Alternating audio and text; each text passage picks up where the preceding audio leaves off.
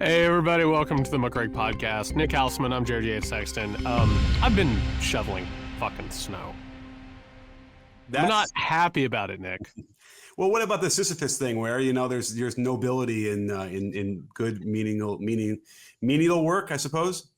If there is a way to explain what it feels like to shovel snow as more snow comes down, it's Sisyphean. Sisyphean, absolutely. When's the last time you shoveled snow? Oh my goodness, dear Jared. When's the last time you picked up a snow shovel and got to work? You're going to get into double figures here in terms of years, if you ask me. Do you think that you could shovel a drive right now? That's another good question. With the back the way it is these days, I probably could do a little bit, but I wouldn't want to go, more than about 15. I went outside and I was just like, okay, today is a wash. Yeah. Right. There have been good things that have happened today. I've done a little bit of work. I was just like, I'm going to grab the bottle of Jim Beam. I'm going to put it in the snow. It's going to cool it. I'm going to do half the drive. I'm going to have a nip, and then I'm going to do the rest of the drive. I didn't want to do this today. Well, I'm glad to hear that you're functioning as you are. I am functioning and we're functioning. Listen, everybody, I'm going to lay it on the line. I'm going to be frank. I know you always hear me say, head over to patreon.com/McCraig I always say that because you're listening to the previews of the Weekender. You want to listen to the entire show. We need your support. We actually need your support because we need to keep this thing going. We need to keep this thing growing.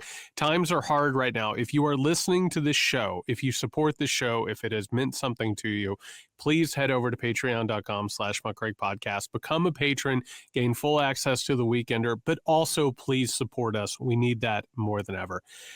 Nick, I'm looking at the rundown right now, and what a wild time this is. Just in general. I mean, it's this thing where it's like it evolves every day. It mutates.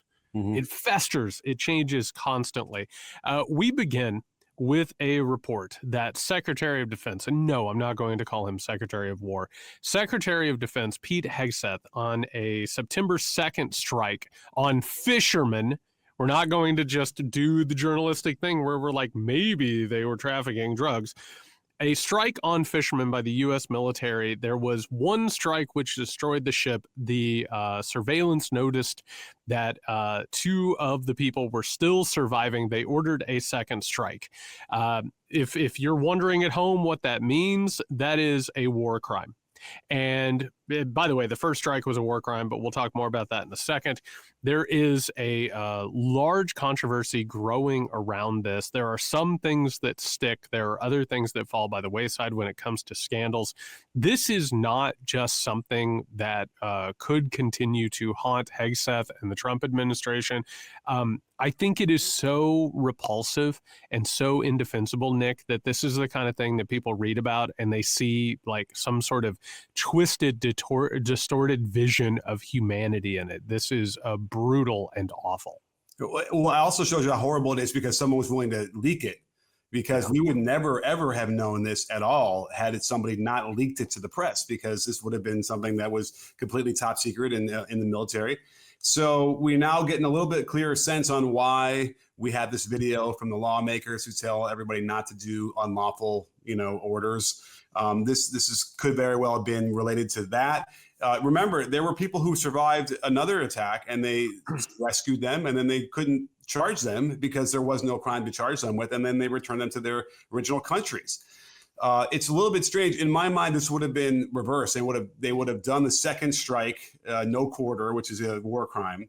Yep. And then they would have heard the blowback like this. And then they would have the next time said, okay, we're going to rescue somebody, whatever. They did this in reverse, which is strange to me in the sense that they're just getting more and more emboldened and more like, I guess, fed up with the whole, what they would call bureaucracy, which you and I would call laws.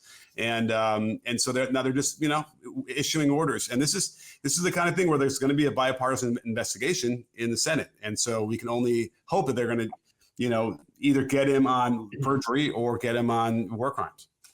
So I want to say a few things about this because, stories like this, they bubble up. And I actually think these things are important. There are moments in American history where war crimes capture the spotlight. And one of the reasons why they actually hold weight is because the United States of America, for all of the crimes it's committed, for all of the abuses it's committed, it needs the veneer of benevolence, right? It needs the veneer of like actually carrying things out in the right way. This is so overtly like, and the reporting on this, Nick, I don't know if you did this. I don't know how you consume news. I don't know how you sort of experience this. I took a moment over this weekend when I read about this, and I imagined, first of all, being in a room watching a strike that I had commanded and watching people die, right? Like watching an attack that I personally, and I couldn't do it. I could not call for that. And I understand that there are people who need to call for military strikes and all of that, even though it is so awful. But like to watch people who had survived this, who were struggling to live after it, to then order another, military precision strike. I couldn't do it. My humanity revolted from it. And I think that's one of the reasons why this actually like resonated the way that it did. And you have to look at Pete Hegseth. Before he was even the Secretary of Defense, he lobbied for Trump to pardon war criminals, people who had killed innocent people and slaughtered innocent people. The idea of being in a room and calling for these things, it reveals something about his character, that a man like this should never be anywhere near the levers of power. And I think that resonates. And by the way, the investigation you talked about, it's bipartisan. Even Republicans are saying, this isn't okay. It isn't saying that the fever is breaking. It's saying that the veneer of benevolence and professionalism when it comes to the military, that is at the top of the pecking order when it comes to the things that people need to maintain. And it feels like this type of thing is so overtly wrong that it's actually going to get investigated. It's so wrong that even President Trump weighed in on this and expressed his opinion in opposition of what happened. I'm going to play this. They got the soundbite from the airplane. Well, hopefully you can understand and hear it because it's not always easy on these planes. But this is what Trump said when they asked him directly about the second strike that, killed these people who were just floating in the water. I don't know that happened. And Pete said he did not want them. He didn't even know what people were talking about. So we'll look into it. But no, I wouldn't have wanted the second strike. The first strike was very lethal. It was fine. And if there were two people around, but Pete said that didn't happen. Does that mean I have great confidence? You think there's no second strike? I don't know. I'm going to find out about it. But Pete said he did not order the death of those two men. So a lot of work going on, a lot of parsing of language here, even for him. Is this man the president of the United States of America? Yes, he is. Okay, then why in the and that's the thing about this, like his ability to say, I don't know anything about it, is the wildest thing that continues to just keep happening.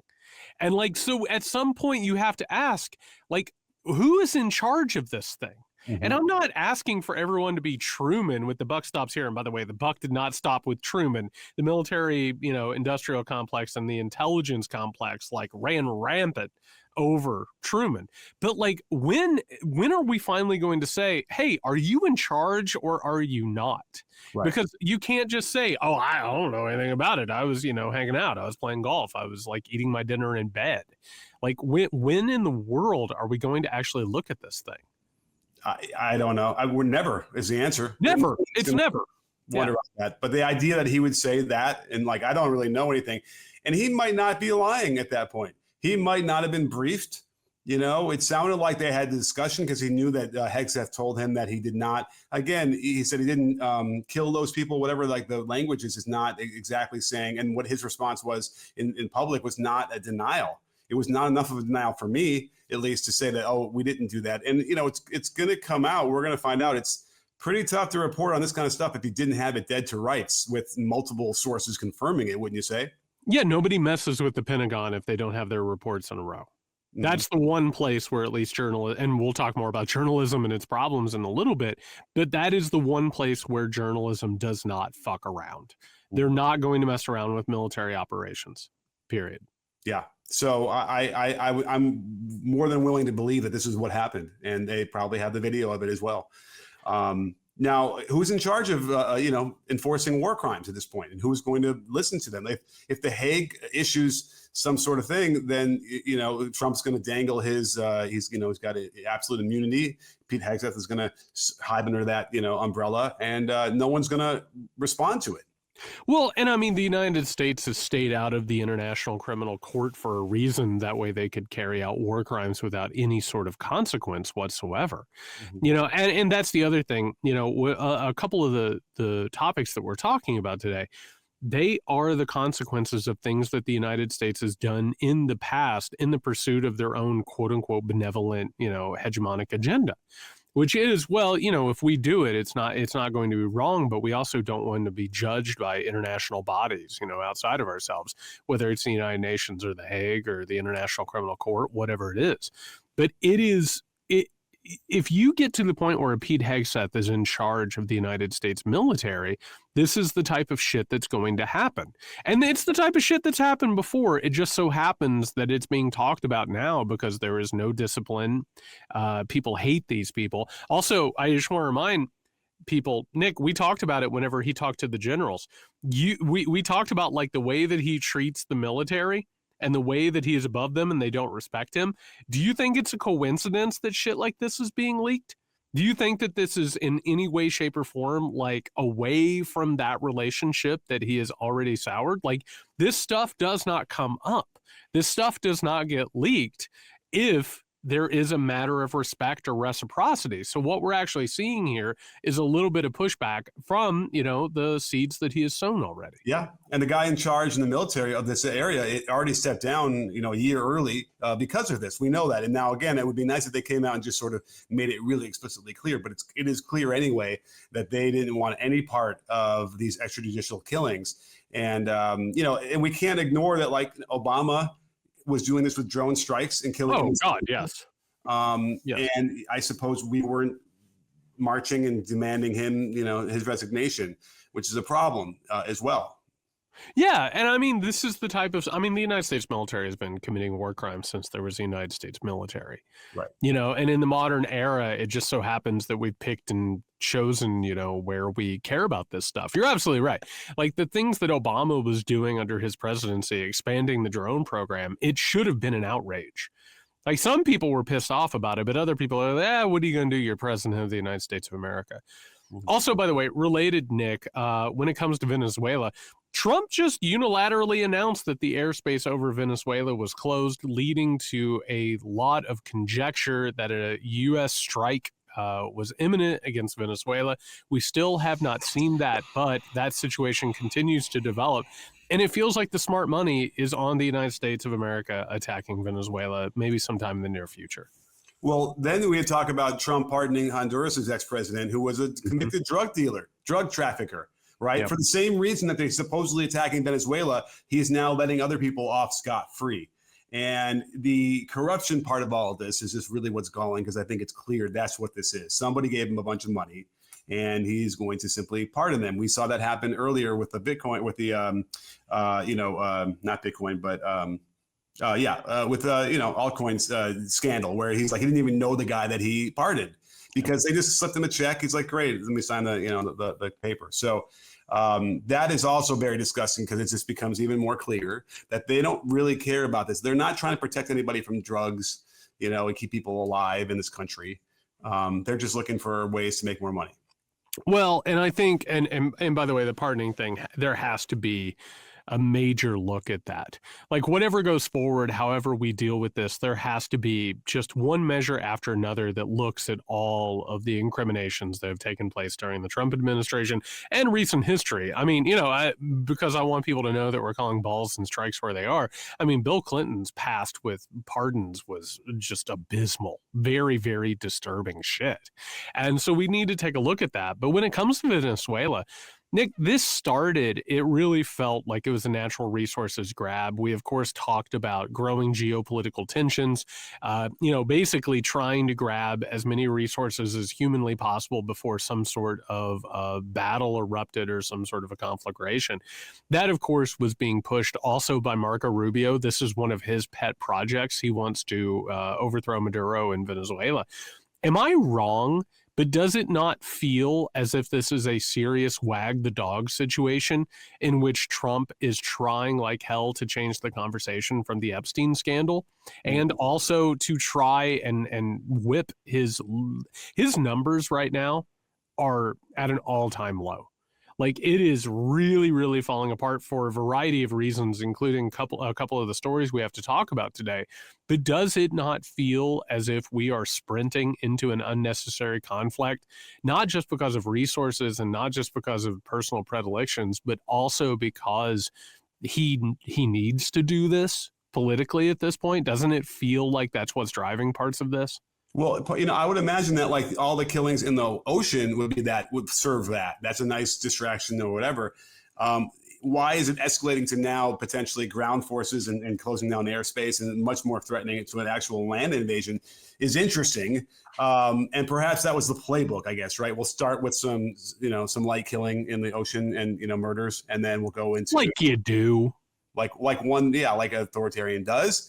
And so I suppose that could be all part of the escalation, knowing that like the Epstein thing, this doesn't really want to go away. That said, they did get a reprieve. I haven't heard much about it in the last, over the holiday weekend part of it, which, by the way, I hope you had a great Thanksgiving, Jared. I hope you had a wonderful Thanksgiving. Thank you. I did. And so at any rate, I hope everybody out there did. Yeah. And meanwhile, it was probably more wonderful because we didn't have to hear about the Epstein stuff and all that's, going on. I don't know why it took a break. Is it coming back up? I don't know. Is it? Well, I mean, we're always a couple of days away. I've heard rumors that more tranches of emails are going to be coming out very, very soon. I mean, it's not going to just go away. And neither are these scandals. Mm-hmm. I mean, we got to talk about Kash Patel here in just a second, who, by the way, is jetting around the country in the FBI's private jet, going to his girlfriend's, like going out to dinner with her and going to her singing the national anthem.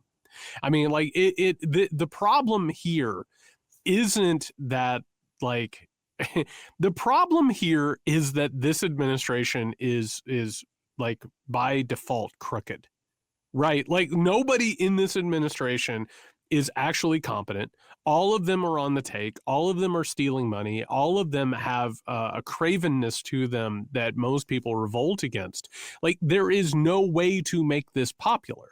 Nothing they're doing is going to be supported, whether it's austerity, shredding the social safety net, ruining the economy, starting unnecessary wars, enriching themselves. It doesn't matter what it is. None of this is going to be popular. And it reminds me, Nick, and I don't know, have you ever had this? Have you ever had something like in your house, right? Something that wasn't working or it was broken and you needed to fix it and you're like messing with it and you're like, well, I'll try this thing. I'll try this thing. I'll try this thing. And by the time you get really frustrated and pissed off about it, you just kind of like whack it. You know what I mean? Like I've got an ice maker that will not work right now. And it's just like, I just want to shake it. I just want to like really like give it like a quick punch or something. Like that doesn't fix it either. It's just to the point where you're trying everything and then eventually you're going to lash out as you're trying to fix the thing. But that is actually like the last resort of frustration, and nothing is going to fix this.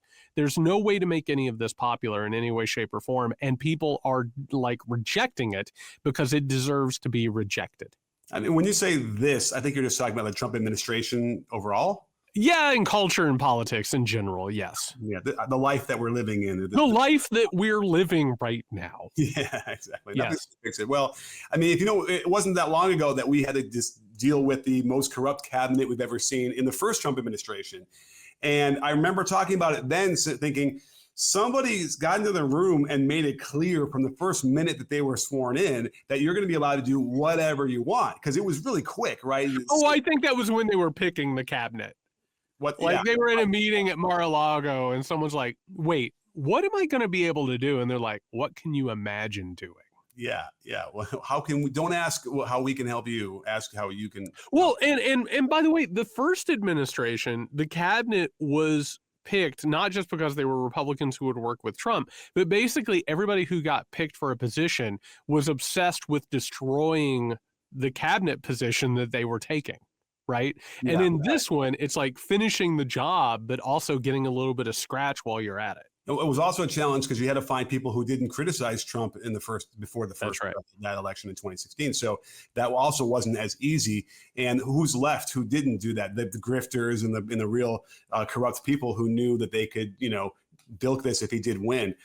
So it's been that way. It's just really, really gross. Now, that said, that speech that we're talking about that they must have gotten to say, hey, have at it, probably is told to everybody in Congress on both sides of the aisle. There's some version of that and some degree of, insider trading and whatnot that goes on. So it is a real problem. And I want to go back to just point out the fact that if we can't get rid of the presidential power of pardoning people, I don't know, that's going to have to be one of the first things that needs to go to start righting the wrongs. It has to. I mean, there's a list of like number one priorities.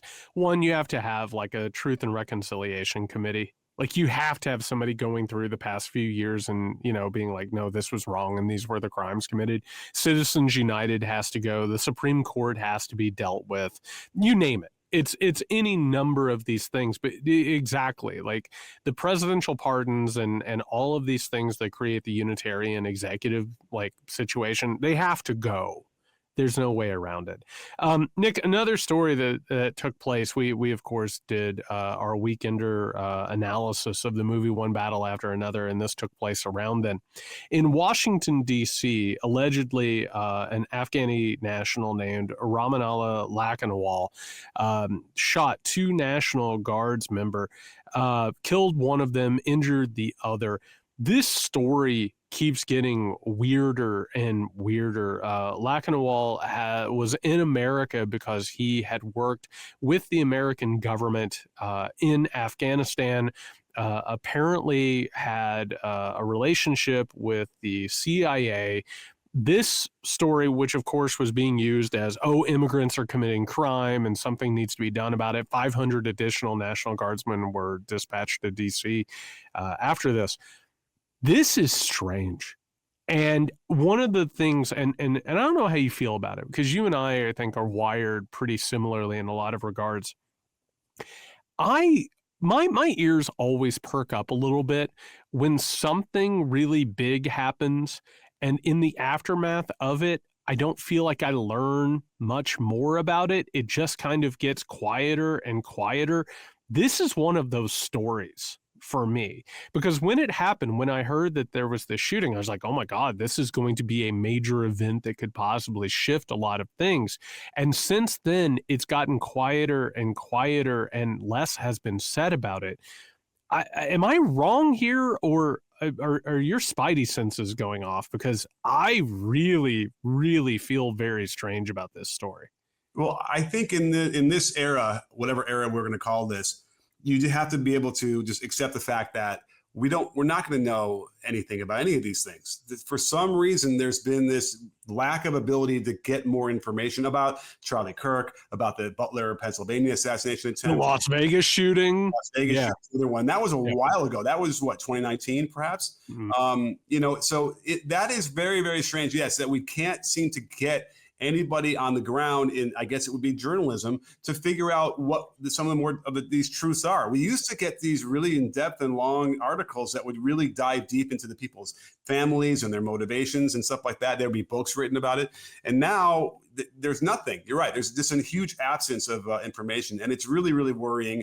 Made worse by the fact that the National Guard troops were ruled illegal and should not have been there starting a week before this all happened. So then you got to start throwing out, well, is this a false flag operation? It's just their way of making sure they don't have to take out the National Guard and they can add more National Guard to the streets without having to listen to whoever the judges are telling them to do. It all makes it really, really confusing. It's so strange. So Lakanawal, for those who haven't followed up on the story, you've had to dig deep to find it. He was living in Bellingham, Washington State, and then drove across the country to do this. And Lachenwall wasn't just like, I guess assisting the United States military. Like in Afghanistan, he was recruited as a child soldier and eventually was put into the equivalent of a CIA-backed death squad, which is really weird, really, really strange. And I don't exactly know what to say about this besides the word that keeps running laps in my head, which is blowback. And people who don't know what blowback is, it's whenever an operation leads to some sort of a consequence that was unintended. It gets out of hand, and then eventually it ends up sort of coming back to bite you in the ass. And in this case, I said it when we did the Weekender, talking about one battle after another. I just had a quick little moment.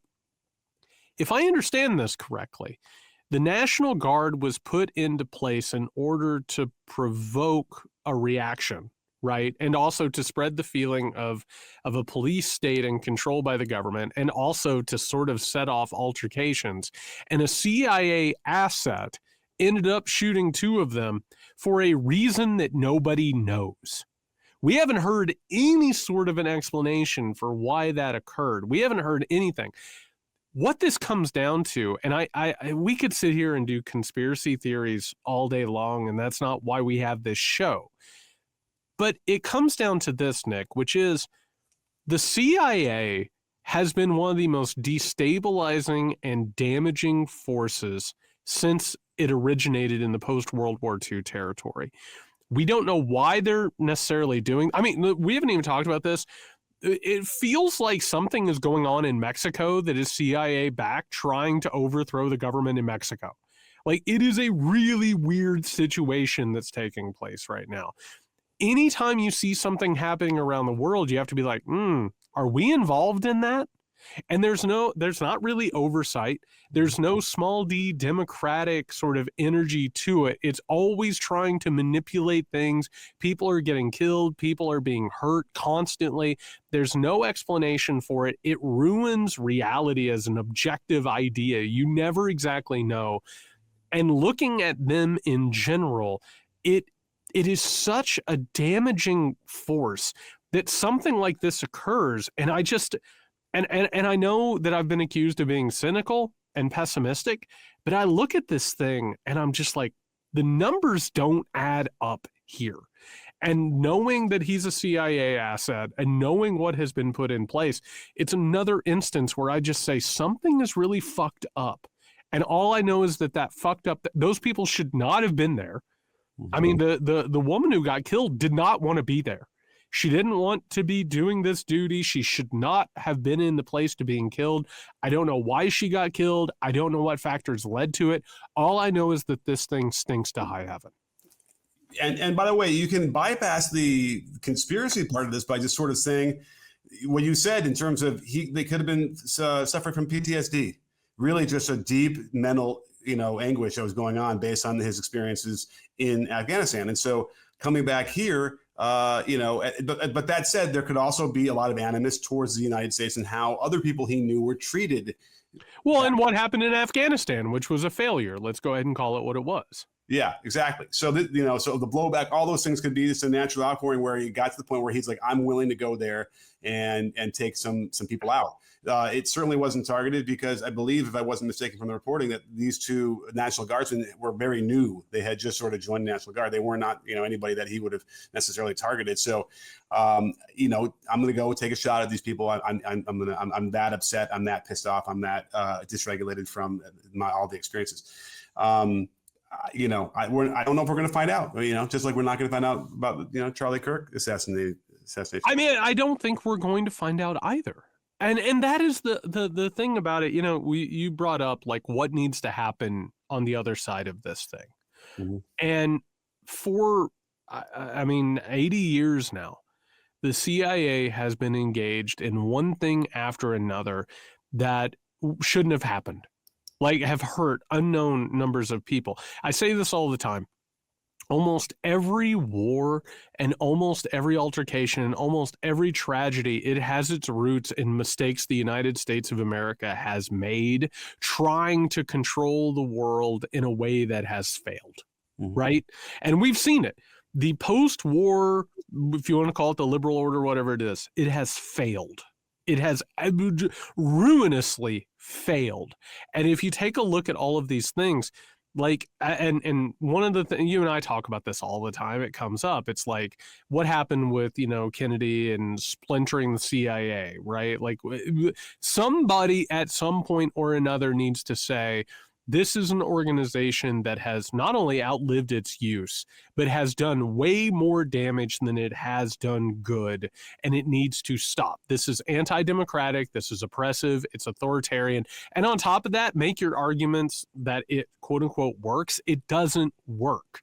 America's obsession with controlling geopolitics has bit itself in the ass so many times that the jury's in. It has failed in every way, shape, and form. Yeah, at best, it could be we could have enough of a distraction for 5, 6, 7 years where we start to feel like, oh, things are kind of calm. Like I'm thinking mid 90s, and then leading directly to 9/11, right? So that's the best case scenario for all these different things. There is that you can get a few moments of peace, people forget about it for a little while, and then they're right back up to their tricks. And we know that they've already, they passed these laws. They're not supposed to be meddling in other countries like they used to, right? That's supposed to be completely against the rules. And whether or not they were honoring that law, I don't know. Again, we don't find out any of this stuff. The lack of transparency for a democracy is pretty severe under the guise of national security. It's a real problem. And then, the Men in Black thing it's spawned from this, right? This whole, most people probably do believe in that to some degree, that there is this sort of controlling cabal in the shadows. This doesn't help any of these things. Well, no, it doesn't. And one of the reasons that it doesn't help is because the reason why conspiracy theories take place is because there is a distance between the people and power, right? And it's intentional, and it's not the way it's supposed to work. And I know this seems quaint. I know this seems like it's a wonderful life, what I'm saying here, right? Like, I understand that a government is going to have secrets because, the course of power and decisions are sometimes going to have secrets. I'm not saying that everything that always gets done, everybody has to always know about. I understand that, right? I'm not pie in the sky utopian here. But the degree at which the powerful control the government and the economy and culture and all of this stuff, it creates a feeling among the people that something is happening in the rooms that they are not privy to. And that's earned. Every time somebody says in an interview, can you believe institutions don't have trust anymore? I'm like, yes, absolutely. They've earned that distrust. And to look at what's happening, like, Nick, literally anything that happens in the world at this point, you kind of have to have a moment where you're like, is the CIA involved in this? And most of the time, the answer is yes. Most of the time, the answer is yes. And that is untenable. Like, there's a reason why America has lost soft power. There's a reason why people have lost trust in the United States of America. We earn that distrust by doing this type of shit. Mm-hmm. It doesn't also help that, like, a lot of times these journalists won't even release what they reported, what they found out about, unless they're writing a book or something, Well, that is... That's a hell of a segue. That's why you are the best co-host in the business. Nick, I have tried really hard to not talk about the Olivia, Nuzzi, RFK, Ryan, Lizza thing. Why? Because it's gossip. I have no desire to talk about the personal lives of these people. On top of that, like, they have made it my business. They have really continued to do it.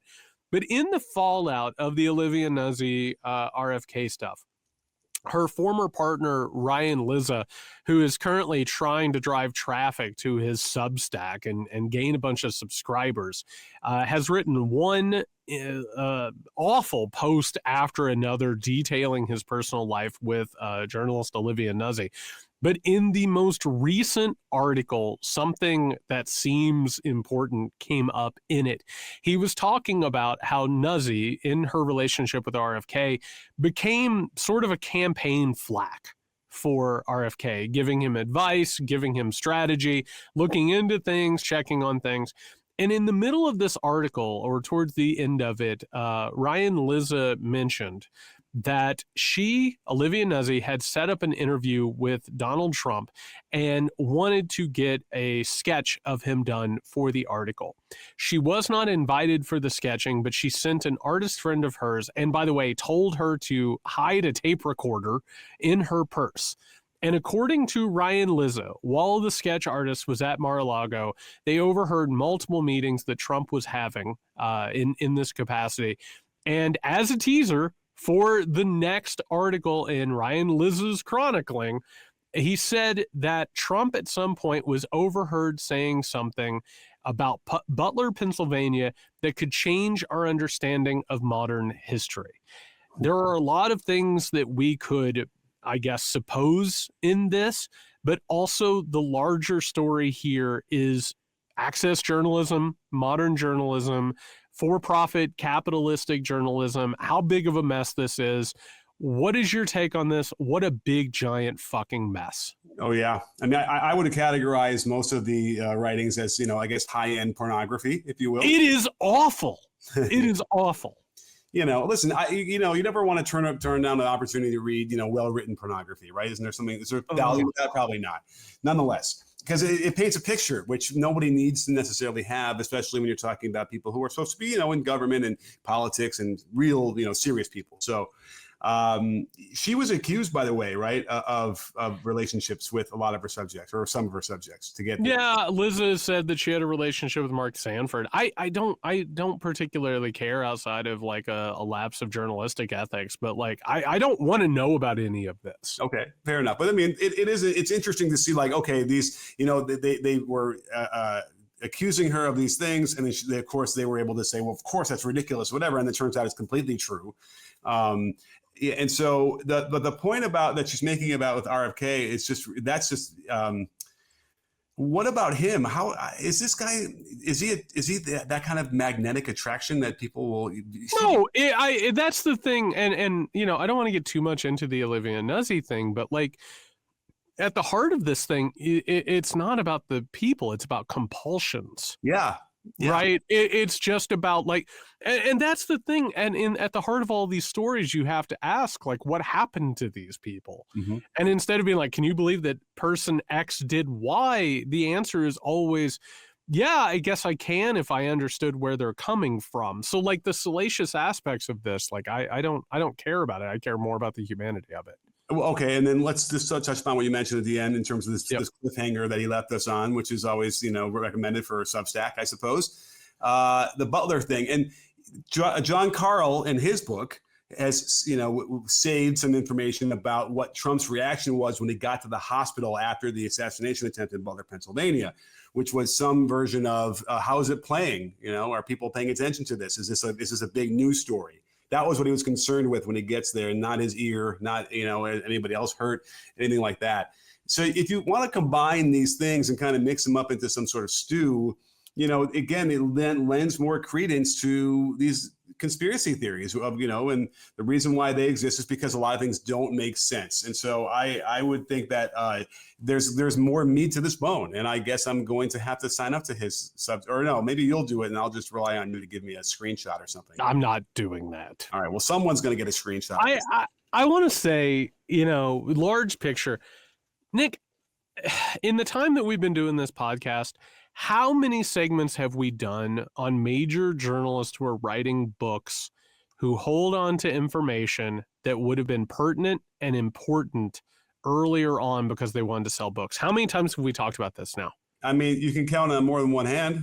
You would have a hard time counting them up. And it's not just Lizza or Olivia Nuzzi or all these Z names. Bob Woodward, the patron saint of modern American journalism, did this, sat on a ton of information, particularly during COVID, that could have saved God knows how many lives, right, in order to sell books. And I personally, as a person who writes books, I cannot imagine talking to an editor who would say, hey, why don't you sit on this thing? This is going to come in really handy whenever it's time for pre-orders. Mm-hmm. And in this case, if we are talking about Lizza and Olivia Nuzzi sitting on an exclusive that Donald Trump said something that like trended towards the possibility that the assassination attempt at Butler, Pennsylvania was not on the up and up. Like, we're literally looking at a person with Ryan Lizza who is settling a personal score with his former partner and trying to profit off of it by repurposing a book that failed because of what happened within their relationship. And if that's the case, if they knew about this before Donald Trump was reelected to be president of the United States of America, that's not just like a journalistic lapse. This is malfeasance. Mm-hmm. Like, seriously, like this is disturbing at a certain level. And I just want to call out what we're dancing around, which is capitalism makes people do unethical and shitty things. And if this is what has happened here, it exposes not just access journalism, but our major journalistic sort of incentives in general. If that's where we are, and I think it is, I do think that's where we are. I do think it's one of the reasons we're in the crisis we are. That is a very, very serious thing that we need to talk about. Well, I've got a counterpoint for you, Jared. Are you sitting down? Ugh. What if Lizza made it up? I mean, if he made this up in order to get Substack subscriptions, best of luck to him. Yeah. He needs that money more than I do. What if he sells us what it is, really was kind of like okay, well, that's sort of, I guess, but that could be misconstrued in 100 different ways. That could very well be it. Now, the other thing I think about when you're talking about the editor saying, oh, hold that off until we can publish the book, I don't even know if it gets to that far. I think the person reporting has already got that squirreled away, knowing the book's coming out, right? Well, I mean, they were writing a book on the 2024 campaign together before things imploded. Right. So I think this was probably an exclusive that they were sitting on. But, like, can you imagine? Can you even begin to imagine, like, having the scoop on, like, the JFK assassination and holding it until 1965? Right. Like, why? What in the hell would compel you? You're still going to sell books. Right. You know what I mean? Like, even if you just bring it out at the time, you're still going to sell books. Yeah, you are. I mean, you know, I think the other piece of that would have been you had evidence that like LBJ was involved, and then he runs in 64 and wins, and then you don't tell anybody till 65. By the way, just so people at home understand this, because they listen to you and I banter all the time, that was me walking up to home plate where there's a tee set up, and Nick has the bat. He's getting ready to get ready to swing, and I just placed that ball right on the tee, and I walk away and I said, all on you, buddy. Can't wait to see what you do. And then it sails way over the scoreboard. That's what that was. Yeah. Thank you. Thank you for doing that for me. But I mean, what the hell? Yeah. Like everything that we're talking about today is about a lack of basic human decency and a basic humanity, right? Like, if that is literally what he's going to reveal, that he knew that the assassination was faked and or doctored in some way, shape, or form, I can't even imagine. Like, what does he think is going to happen out of this? And that also speaks to a larger thing, which is whether it's Nuzzi or Lizza or any of these people, there's no foresight whatsoever. Like, whatever he reveals, whether, like you said, he's faking it, lying about it, he's going to say that we knew he faked the assassination, whatever it is, there's nothing good that can come of this. Like, it'll be good if we learn about something, but there's nothing good that happens for him. It's just self-destruction, like under, sort of the capitalistic pursuit. Well, he'll tell you, well, listen, I got 500 new signups at $5 a month. Best of luck. That's the underlying thing we're talking about. It's not just that it's unscrupulous or there's lack of humanity. This is money. It's pathetic, is what it is. Well, you got to hoard as much money as you possibly can get. That's what capitalism is, Jared. And they've got money, right? That's the other thing about it. All these people have fucking money. I don't want to know about their personal lives. I'm throwing things now. I feel like I am being forced to participate in something untoward. So, right. Well, okay. So this one's about revenge, which is maybe the oldest story in the book. It's disgusting. Yes. All of it. Yeah, it is pretty crazy. But which also then ties into the whole notion of what the history of Thanksgiving is about, right? Because You know, that's what Lincoln, I don't know if you knew this, but Lincoln, you know, established as a national holiday because he needed to bring the country back together and remind about what it's really about, democracy, not about power, not about money and all these things. But we've forgotten that. It's been too long. I love how you went ahead and got that in there.